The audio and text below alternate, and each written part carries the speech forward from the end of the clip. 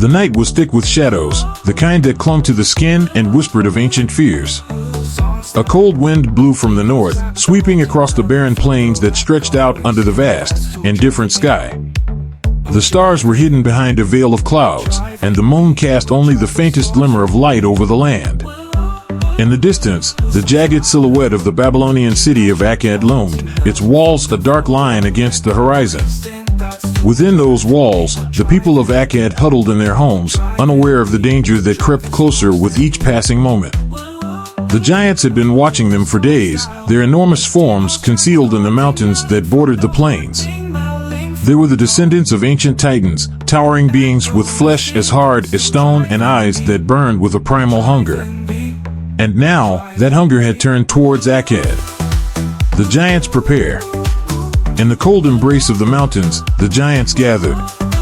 Their leader, Uthrog, was a monstrous figure, standing nearly 5 meters tall, his skin a mottled gray that blended with the stone around him. His eyes were like embers, glowing with a fierce, unyielding light. Around him stood his kin, Sverig, whose arms were as thick as tree trunks, and Yagther, whose breath came in ragged, snarling bursts. They had come together with a singular purpose, to descend upon the human city and take what they desired. Uthrog, rumbled Sverig, his deep voice echoing through the narrow mountain pass. The humans grow fat with wealth. They hoard gold and jewels in their stone houses, thinking themselves safe behind their walls. But we are giants, walls mean nothing to us. Uthrog nodded, his gaze fixed on the distant lights of Akkad. They have forgotten the old ways, he said, his voice as deep as the earth itself. They grow weak, sheltered by the gods who no longer walk among them. We will remind them of their place in this world. We will take what is ours by right. Yagther let out a low, growling laugh. Their women and children will scream, he said, his voice dripping with malice. Their warriors will fall like leaves in the wind. We will crush them beneath our feet, and their riches will be ours. Uthrog raised a massive hand, silencing his kin. There is no need for cruelty beyond what is necessary, he said, his tone measured. We take what we need, food, gold, and jewels. We leave the rest to rot. But remember this, every life we take, every scream we hear, strengthens our resolve. The humans must know that the giants are not to be defied. The giants fell silent, each contemplating the coming raid. The air around them buzzed with anticipation, thick with the scent of earth and iron. As the first light of dawn began to seep into the sky, Uthrog raised his hand, signaling the advance. The giants moved as one, their massive forms descending from the mountains like an unstoppable force of nature. The attack on Akkad. The sun had barely risen when the ground began to tremble beneath the feet of the citizens of Akkad. At first, they thought it was an earthquake, a common occurrence in these lands. But then, the walls of the city began to shudder, and a deep, resonant boom echoed through the air. Panic spread like wildfire as the people realized what was happening. The giants were coming. Rashid, a captain of the Akkadian Guard, stood atop the city walls, his heart pounding in his chest as he watched the approaching figures. They were enormous, their footsteps sending shockwaves through the ground, their silhouettes dark and menacing against the pale morning sky. To arms! Rashid shouted, his voice carrying across the walls. The giants are upon us. Defend the city. His words spurred the soldiers into action. Archers lined the walls, their arrows knocked in ready, while swordsmen and spearmen took up positions at the gates. The air was thick with tension, the kind that precedes a storm. But despite their readiness, there was a deep, gnawing fear in the hearts of the defenders. They knew, in their bones, that this would be a fight they could not win. As the giants drew closer, the archers loosed their arrows, a dark cloud of death streaking towards the oncoming horde. But the arrows were as pinpricks against the giants' thick hides. Uthrog batted them away with a sweep of his arm, sending them clattering to the ground like autumn leaves. Is this all they have to offer? Sverrig roared, his voice booming across the plains. These tiny sticks? Pathetic. With a mighty crash, Uthrog slammed his fist into the gates of Akkad, splintering the wood and sending shards flying in all directions. The gates buckled under the force of the blow, and with a second strike, they were torn from their hinges, crashing to the ground in a cloud of dust and debris. The giants surged forward, pouring through the broken gates like a flood. Rashid met them head-on, his sword drawn, his men at his side. He slashed at Yakthar's leg, the blade glancing off the giant's skin with a metallic clang. Yakthar looked down at him with a sneer. "Is that the best you can do, little man?" Yakthar growled, raising his foot and bringing it down with crushing force. Rashid barely had time to roll out of the way as the giant's foot slammed into the ground where he had been standing, the impact sending a shockwave through the earth. He scrambled to his feet, his sword trembling in his hand, but he knew it was futile. The giants were too strong, too powerful. All around him, the battle raged. The giants tore through the city like a force of nature, smashing through walls and rooftops, ripping up cobblestones with their bare hands. The soldiers of Akkad fought valiantly, their weapons flashing in the early morning light, but they were no match for the sheer might of the giants. One by one, they fell, their blood staining the ground beneath them. Desperate resistance. In the marketplace, where the finest goods of Akkad were sold, the battle reached a fever pitch. The giants had broken through the city's defenses and now rampaged through the streets, their enormous hands grabbing anything of value: gold, jewels, silks, and spices. The people of Akkad, driven to desperation, fought back with whatever they could find: knives, clubs, even their bare hands. A young woman named Naima stood in the center of the market, her dark eyes wide with terror as she watched the giants approach. Her husband, Hamid, lay dead at her feet, his body crushed by a falling beam. All around her, the sounds of battle filled the air, the clash of steel, the shouts of soldiers, the screams of the dying. "No!" Naima cried, her voice breaking with grief and rage. "You will not take this from us. You will not destroy what we have built." With a cry of defiance, she hurled a stone at the nearest giant, striking him in the forehead. The giant, Gormig, turned his gaze towards her, his lips curling into a cruel smile. He reached down and grabbed her by the waist, lifting her off the ground as easily as one might lift a child. "You think you can hurt me, little one?" Gormig sneered, his grip tightening around her. "You are nothing but an insect, and I will crush you just as easily."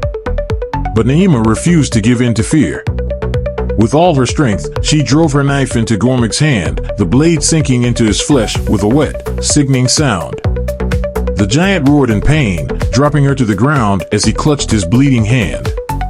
"You will pay for that," Gormig snarled, his eyes burning with fury. Before he could strike, a group of soldiers, led by Rashid, charged at him, their weapons raised. They attacked as one, slashing at his legs, his arms, anywhere they could reach. Gormig stumbled back, bellowing in rage as the soldiers swarmed over him like ants.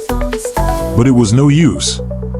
With a single sweep of his arm, Gormig sent the soldiers flying, their bodies crashing into the stalls and walls of the marketplace.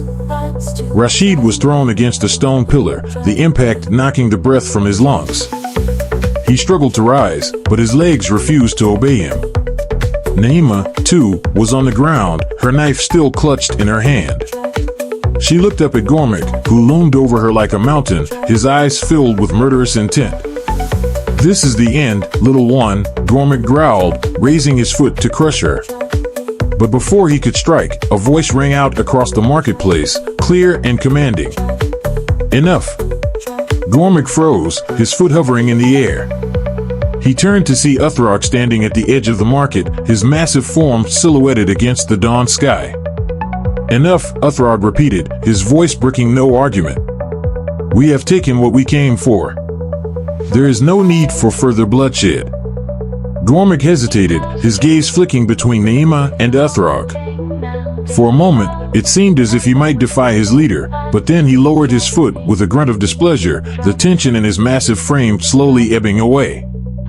Naima lay still on the ground, her heart pounding in her chest as she stared up at the giant who had come so close to ending her life. "Remember, Gormig," Uthrog said, his voice a low rumble, "we are here to take what we need, not to indulge in pointless slaughter. The humans are weak, but they are not without spirit. There is no honor in crushing them like insects. Take the riches and the food, and leave them to lick their wounds." Gormick sneered, his lips curling back to reveal sharp, yellow teeth. "As you command, Uthrog," he muttered, though it was clear from the bitterness in his tone that he did not fully agree. Nevertheless, he turned away from Naima and joined the other giants who were already gathering their spoils from the market. The scene in the marketplace was one of utter devastation. Stalls that once overflowed with goods now lay in ruins, their wares scattered across the cobblestones. The air was thick with the stench of blood and smoke, and the cries of the wounded and dying echoed through the streets. But even in the midst of this horror, there was a grim determination in the hearts of the people who still stood, defiant even in the face of overwhelming power. Rashid, struggling to his feet, caught sight of Naima lying amidst the wreckage. Ignoring the pain that lanced through his body, he staggered towards her, his hand outstretched. "Naima," he called, his voice hoarse with exhaustion and grief. "Are you hurt?" Naima turned her head towards him, her eyes glassy with shock. I'm alive," she whispered, her voice trembling. "But Hamid, he's gone. The giants, they killed him." Rashid knelt beside her, placing a comforting hand on her shoulder. "I'm sorry," he said quietly, his heart heavy with the weight of their shared loss. "But we must get you out of here. The giants will not stay long, but until they leave, this city is not safe." Naima nodded numbly, allowing Rashid to help her to her feet. As she looked around at the destruction that had befallen Akkad, a cold fury began to burn within her. These giants had come to their city, taken their wealth, killed their loved ones, and now they would leave, unchallenged, with all they had stolen. It was an injustice she could not bear. "Rashid," she said, her voice hardening with resolve, "we cannot let them get away with this. There must be something we can do to fight back." Rashid shook his head, his expression one of deep sorrow. "We are no match for them, Naima. We are but mortals, and they are beings of ancient power. Our weapons cannot harm them, and our walls cannot keep them out. All we can do is survive this day, and pray that they do not return." Naima clenched her fists, her nails digging into her palms.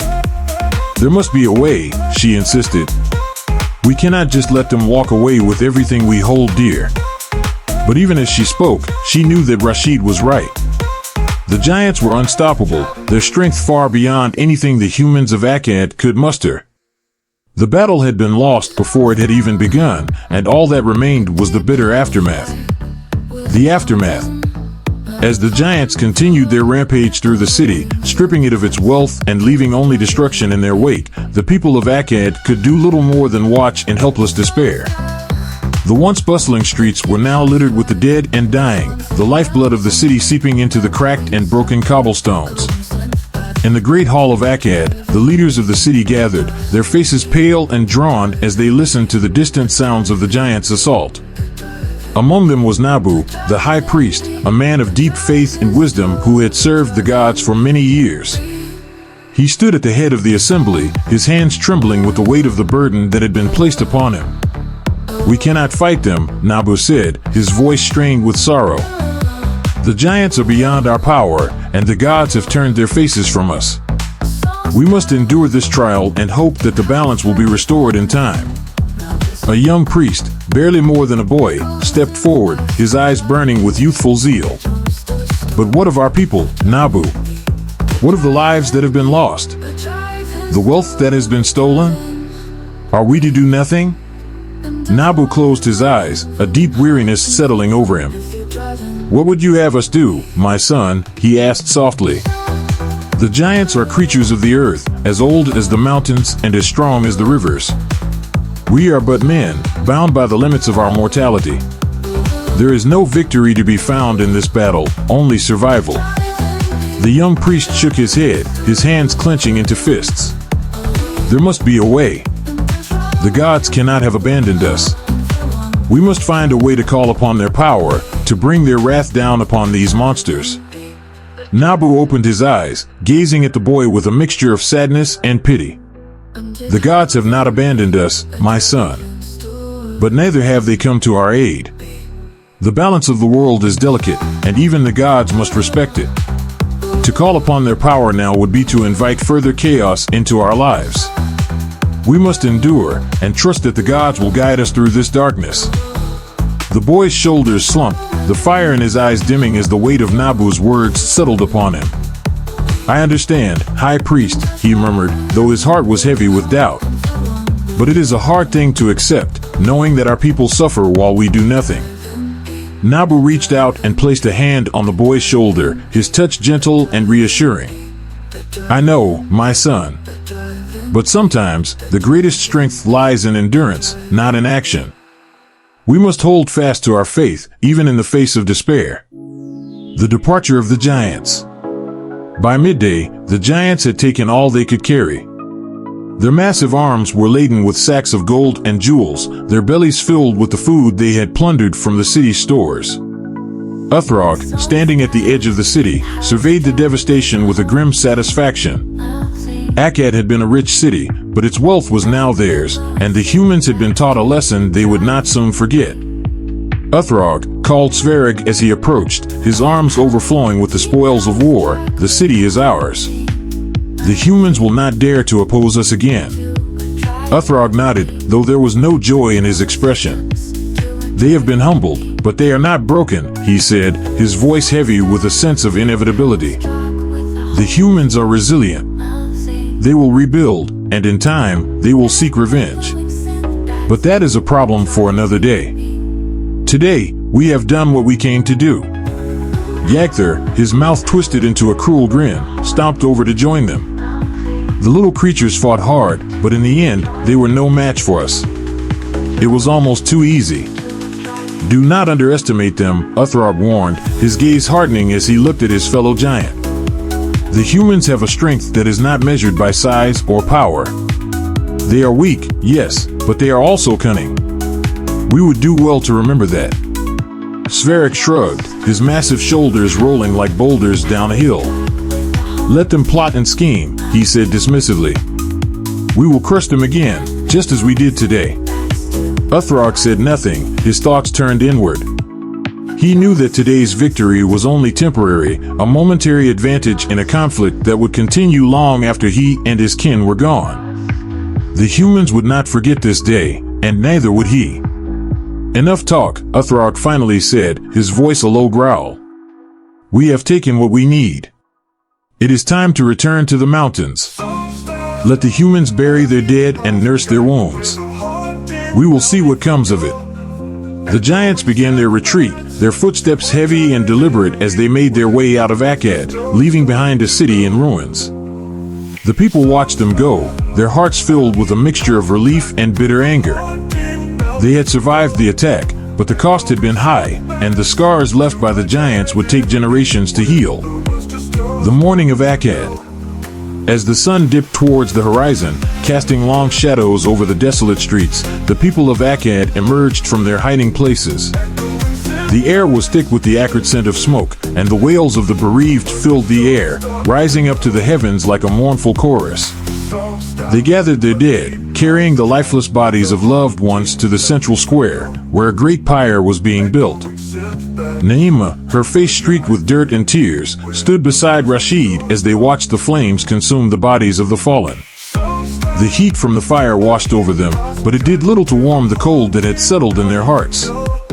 "They will come again," Naima whispered, her voice hollow. "The giants will return, and when they do, what will we have left to fight them with?" Rashid's jaw tightened as he stared into the flames. "We will rebuild," he said, though the words felt empty even to him. "We will gather our strength, and we will find a way to defend ourselves. We must." Naima shook her head, her eyes distant. "The giants are too powerful. We are but ants beneath their feet. How can we hope to stand against them?" Rashid placed a hand on her shoulder, his grip firm. "We are more than ants, Naima. We are human. We have survived for centuries in this harsh world, and we will survive this. The gods may seem distant, but they have not forsaken us. We must hold on to that hope." Naima looked up at him, searching his face for the truth behind his words. She wanted to believe him, to find comfort in his strength, but all she could see was the darkness that loomed on the horizon, the shadow of the giants that would forever haunt their city. Hope, she repeated softly, the word tasting like ash on her tongue. I will try, Rashid. But it is hard to hope when all you see is despair. Rashid nodded, understanding her pain all too well. We must find hope in each other, Naima. That is how we will survive. Together. As the flames climbed higher into the night sky, the people of Akkad stood united in their grief, but also in their determination to survive. They had faced the wrath of the giants and had been left battered and broken, but they were not yet defeated. The fires of their spirits still burned, and as long as there was life, there was hope. But even as they gathered to mourn their dead, the shadows of the giants loomed large over Akkad, a reminder of the brutal power that had nearly destroyed them. The battle was over, but the war had only just begun.